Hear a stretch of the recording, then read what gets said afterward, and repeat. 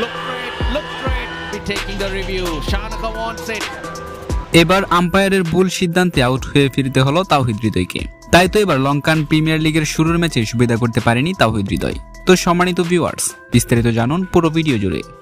2023 LPL এ বাংলাদেশের তাওহিদ হৃদয় দারুণ খেলেছিলেন। প্রথমবার এলপিএল এ সুযোগ পেয়ে 6 ম্যাচে করেছিলেন 155 রান। এবার তাওহিদ হৃদয় খেলেছেন ডাম্বোলা সিক্সার্সের পক্ষে, যে দলের হৃদয় পাশে পেয়েছেন মোস্তাফিজুর রহমানকেও। 2023 এলপিএল এ তাওহিদ হৃদয় একটি 50 আদায় করে নিয়েছিলেন। রান করেছিলেন 155, খেলেছিলেন 135 স্ট্রাইক রেটে, সাথে মেরেছিলেন 14টি 4 ও 5টি ছক্কা। এলপিএল এর পঞ্চম আসর হৃদয়ের কেমন যাবে তার সময়ই বলে দিবে, তবে শুরুটা ভালো হয়নি মোটেও।